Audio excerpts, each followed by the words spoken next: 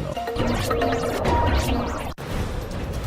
It's midday in Dakar, 1 p.m. in Lagos. Good afternoon and welcome to Newslink, live on West Africa Democracy Radio 94.9 FM and online at wadr.org.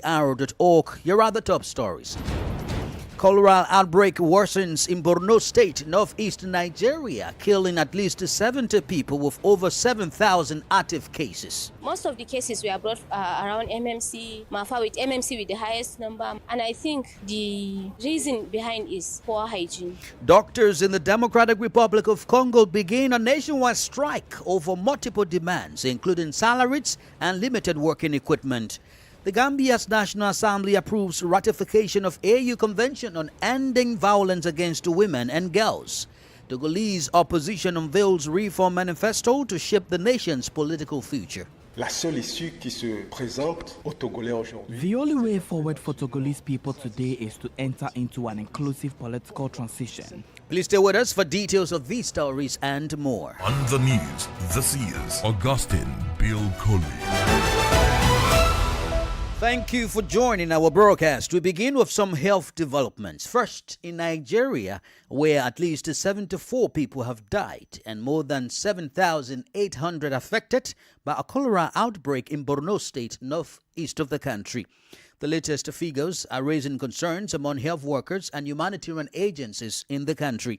Health officials are facing growing pressure to curb the spread of the outbreak and to prevent further loss of lives. WADR's correspondent Yechenu Sasetu reports. According to health authorities, the cholera outbreak has spread across several communities in Borno State, with thousands of suspected cases recorded since the disease was first detected earlier this year. Multiple local government areas are affected, prompting an emergency response involving government agencies, humanitarian organizations, and community health workers. Batula Mudu is a medical personnel at one of the treatment centers in Borno State. Most of the cases were brought around MMC, Mafa with MMC with the highest number, Mafa, Konduga, and I think the reason behind is poor hygiene. Treatment centers are receiving large numbers of patients daily, while efforts continue to improve access to safe drinking water, sanitation facilities, and healthcare services.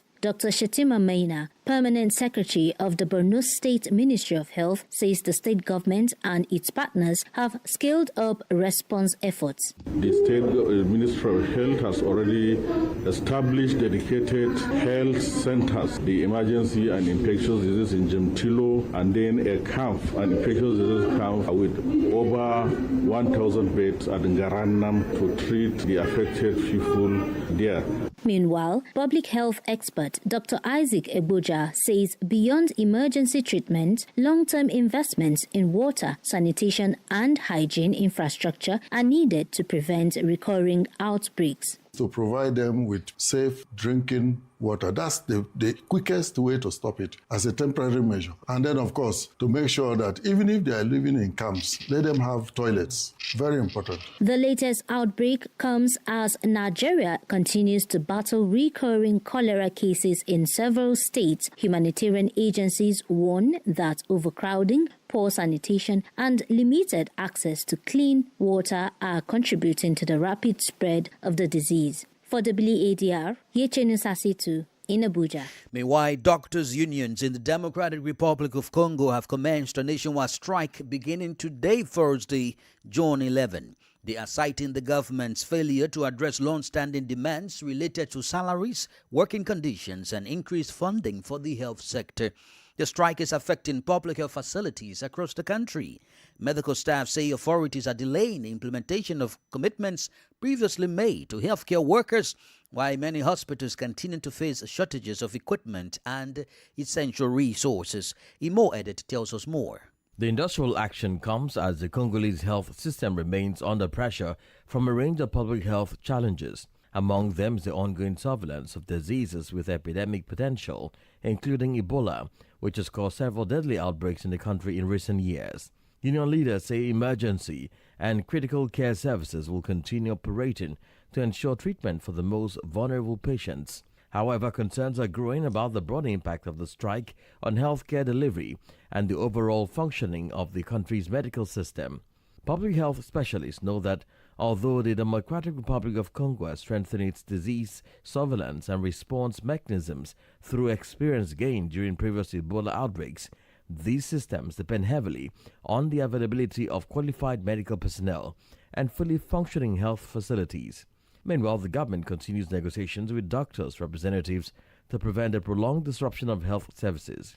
As of the start of the strike, no agreement had been reached. The unions insist that improving the conditions of healthcare professionals is essential not only for maintaining quality patient care, but also for strengthening the country's ability to respond effectively to epidemics, humanitarian emergencies, and other public health threats. If a compromise is not reached soon, the strike will further limit access to health care in several regions and deepen tensions within a sector already facing significant challenges.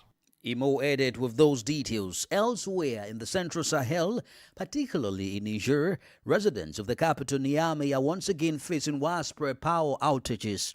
Authorities say the disruptions are the result of major technical incidents affecting the river zone electricity grid. However, unstable power supply has impacted numerous households across the city, raising concerns among residents. For more details, let's join Abdullahi Hassan. In Niamey, growing power outages are leaving residents and businesses grappling with uncertainty as electricity supply remains unstable across parts of the capital. Many households and business owners say the frequent disruptions are affecting their daily lives and economic activities. For many residents, livelihoods have been severely disrupted. Without electricity, fans and cooling systems are rendered useless as temperatures approach 40 degrees Celsius. Officials at Niger's electricity company, Nigelec, attribute the disruptions to technical difficulties. The utility company says teams have been deployed to stabilize supply in the river zone, while local backup infrastructure has been activated to ensure continued service to hospitals and other strategic facilities. A report from Niamey correspondent Yakuba Habibullah, voiced by Abdullahi Hassan.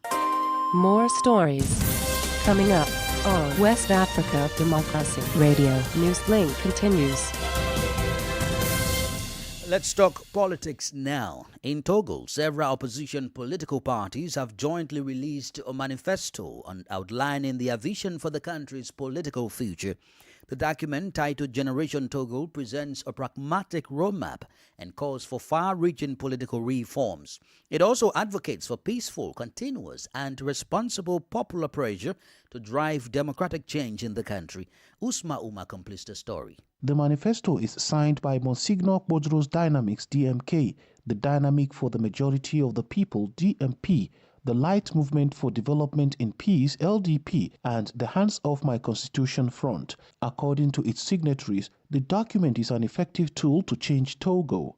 One of them is Nathaniel Olympio, leader of the Hands Off My Constitution Front. La seule issue qui se présente aux Togolais aujourd'hui. The only way forward for Togolese people today is to enter into an inclusive political transition, simply because Togolese people have been under the same yoke for the same politics for some 60 years, and they want to see something different. That's why in recent years, we have forged this vision. Togolese people want to live in a state governed by the rule of law, a state where their fundamental freedoms are respected and where every Togolese person has the same opportunity to achieve their ambitions for themselves, their families, and for Togo. Nathaniel Olympio maintains that the Generation Togo Manifesto also intends to restore values through adequate education. We need to build a popular force to champion this, to ensure that it becomes a reality for all of us, and this force will enable us to pave the way for a transition so that the country has the opportunity to rebuild the republic. This is what we will do in the coming weeks and months. The manifesto outlines several key areas, including an agro-technological revolution to transform subsistence farming into genuine industrial value chains and the transformation of Togo's natural resources. Usma Uma with the details of that report, filed by Lomé correspondent Ida Bajo. Now to legislative developments. In the Gambia, the National Assembly has approved the ratification of the African Union Convention on Ending Violence Against Women and Girls in Africa. Authorities say the legally binding continental framework aims to prevent and eliminate all forms of gender-based violence, strengthen protections for survivors, improve access to justice, and enhance institutional responses across member states. The ratification underscores the Gambia's commitment to combating gender-based violence and ensuring accountability for perpetrators. WDR's Sandona Mendy reports. The Gambia signed the convention in Malabo, Equatorial Guinea, on July 11, 2025, before formally acceding to it through a cabinet decision in January this year. Presenting the motion before lawmakers, the Minister of Gender, Children and Social Welfare, Fatou Kinte, said the convention addresses a broader spectrum of abuses, including physical, sexual, psychological, and economic violence, as well as harmful traditional practices, including female genital mutilation and child and forced marriage. Minister Kinte maintains that the ratification will reinforce existing national laws and deepen the Gambia's commitment to regional and international human rights obligations. The convention thus aims to establish a comprehensive legally binding framework for the prevention and elimination of an effective response to all forms of violence against women and girls across Africa. Meanwhile, some lawmakers also weigh in on the matter. How many of our girls are going naked in schools? Do we have laws that will protect them? Today, I am a proud legislator who is standing before everybody, ratifying a document before us. If we debate as members of parliament without evidence-based, we cannot make decisions that will impact the lives and livelihood of our people. Sexual and gender-based violence remains a significant challenge in the Gambia. According to the 2019-2020 Gambia Demographic and Health Survey, nearly half of women aged between 15 and 49 reported experiencing physical violence since the age of 15. The ratification comes as the government prepares to inaugurate a special court dedicated to handling gender-based violence cases, a move authorities say will help improve access to justice and speed up the prosecution of offenders. For Newslink on West Africa Democracy Radio, Sandra Mendy reporting from Banjul. Meanwhile, in Ghana, the minority in parliament is calling for the government's anti-food task force report to be presented to the House for scrutiny following recent flooding that affected several communities in the capital, Accra. The task force, established in 2025 to develop long-term solutions to the country's recurring flood challenges, has come under renewed attention as lawmakers assess its progress. While the minority is demanding greater accountability, the majority argues that the task force should be given more time to deliver results. WDR's Nadidititi tells us more. Recent flooding in part of Accra has reignited debate in Parliament over efforts to address the capital's persistent flood problem. The Minority Caucus is calling for the government's anti-flood task force to submit its reports to Parliament, arguing that Ghanaians deserve to know what progress has been made since the body was established a year ago. Minority Leader Alexander Penyo-Marking says despite the publicity surrounding the creation of the task force, little has been seen in terms of results. The same communities are flooded.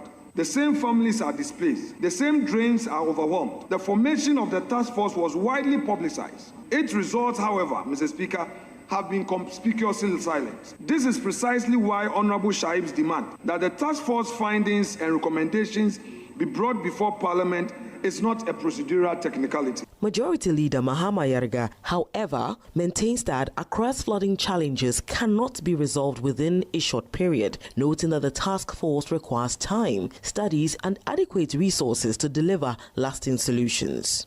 I'm not sure that this is a problem that can be solved within the 1 year that I think the task force has been in existence. A lot of studies are required.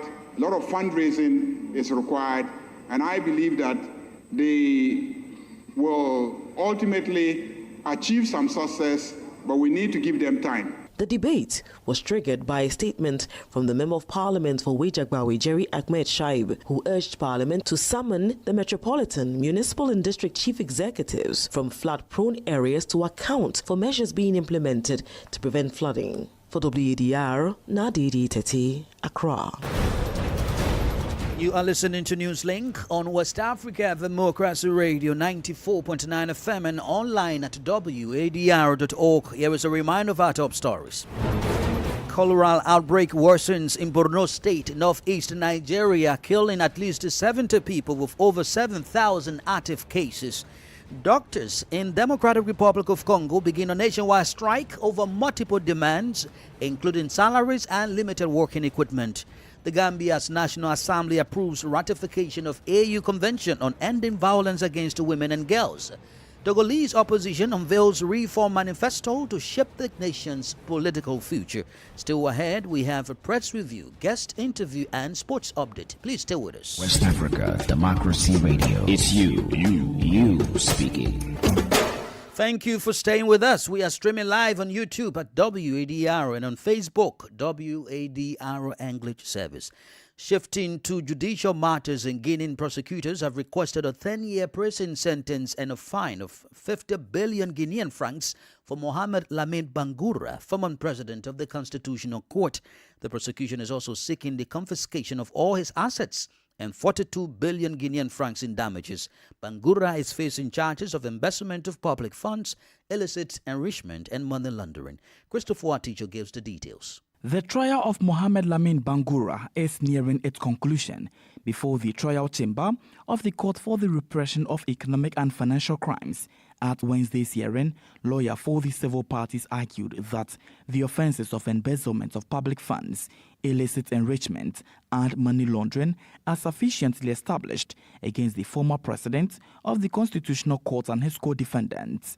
On behalf of the state's legal representative, Attorney Pepe Antoine Lama requested the confiscation of their assets and their conversion to pay 42 billion Guinean francs. However, defense lawyer Attorney Lancien Kanko Kuruma claimed over 1.58 billion Guinean francs in damages for material and moral harm, arguing that his client was the victim of salary embezzlement.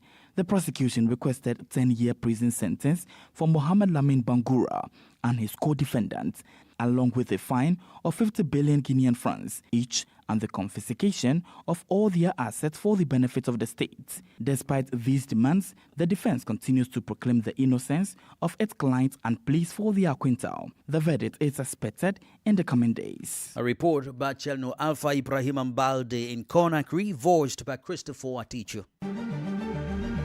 This is the newspaper review. Stay abreast and find out what the top stories are in your country. This is the newspaper review. The newspaper review. Let's return to Accra for the press review with Nadidi Tete. To start off with the Daily Graphic newspaper, front page, GDP grows by 6.4% in first quarter of 2026, and ICT, mining and trade drove the economy. Let's take you to the Ghanaian Times newspaper, front page, food supply improves in senior high schools, and government says it has committed some 4 billion cedis to feeding, and this was revealed by the Education Minister, Haruna Idrisu. I'll take you to the Chronicle newspaper, front page. Fisheries Minister Emilia Arthur declares war on premixed fuel overpricing and misuse of community funds. The Daily Guide newspaper, front page. Ex-Maxlock boss landed in wheelchair and appeals conviction. So this is a story that I brought to you earlier in relation to a former appointee who was tried in absentia. She sought permission to seek health care abroad and didn't return for her trial. So then she was tried in absentia. Subsequently, she was convicted and sentenced to 10 years imprisonment. Just in the course of this week, she was extradited by the U.S. to Ghana to come and serve her term. But before she even came, her lawyers had begun the process of appealing the conviction. Other stories here. NLA workers threaten strike over deplorable conditions. So workers of the National Lottery Authority are threatening strike over deplorable. What they say is deplorable working conditions. I'd wrap up with the Hawk newspaper front page. Presidency bans bot awards for appointees, and they're warned of dodgy prize schemes as President Mahama cracks down on self-praise culture. That should be it for the newspaper review segment. It's back to you in the studio. Thanks to Nad Edititi for the press review. Politics, analyses on major news, social matters, and all. This is A Guest. Our guest this afternoon is Dr. Isaac Egboje, a public health expert. In this interview with our Nigerian correspondent Yechenu Sasetu, he provides an analysis of the cholera outbreak in northeast Nigeria, which has so far claimed several lives with thousands of people infected by the disease. Please listen. Cholera is a very rapid spreading acute diarrhea disease that should be handled as quickly and as effectively as possible, because patients don't only die because of the infection by the bacteria, but more from dehydration, the loss of water through vomiting and diarrhea. Why do we keep having these outbreaks year in, year out? And why the persistence in Borno State specifically? Do you think this has anything to do with insecurity in the state, which may be affecting medical services? Yeah, that's true. When you have cholera, it is because cholera is caused by a bacteria called Vibrio cholerae, and it is usually, it results into cholera when that bacteria is ingested through drinking water or food that is contaminated by human feces. So when you have water that is contaminated, water that is not safe, food that is not properly cooked, and there are people who have been affected and infected, those people could spread the disease to other people. And when you have people also who don't have good personal hygiene, they don't wash their hands as frequently as possible, they don't wash their hands before they eat, they don't wash their hands after going to the toilet. Disposal of human feces is very poor. You know that in Nigeria, in many states, people are defecating in the open. One of the reasons why we have the outbreak at this time of the year is because there's water flowing now because of the rains. And when water flows, it carries the feces, and therefore sources of drinking water are contaminated. And that is the major cause of cholera. So from your experience, what do you think could be responsible for the rapid spread in such a short time? And what do you think should be the quickest intervention that is not being done at the moment? Well, I just mentioned the fact that rains have just started. There is a lot of contamination, and many of the people that are affected also don't have enough water, safe water to drink, safe water for bathing, and so on. And they eat contaminated food, not necessarily from the same sources, from the same cause or causes. Open defecation is a major problem that we have, especially in those kinds of environment where people are living in the open. Many people are living in camps, and many people are living in very poor, there's no sanitation, there's no proper disposal of human feces, and there's contamination everywhere. First of all, the water that they drink must be boiled, or they should give them chlorine to purify the water. That's one. Two, they must make sure that they give them enough water and soap to wash their hands, especially when they go to the toilet, and to wash anything that they are going to eat if it is not cooked. Things like fruits and so on should be washed before they are consumed. Is there a nexus between this disease and poverty? Yes, the connection is this. Most people in urban areas, for example, have access to safe water, purified water. Poor people, especially in rural areas, don't. And when you are poor, chances are that you also defecate in the open. And when you defecate in the open and there's water flowing, provide them with safe drinking water. That's the quickest way to stop it as a temporary measure. And then, of course, to make sure that even if they are living in camps, let them have toilets. Very important. Dr. Isaac Egboje is a public health expert in Nigeria.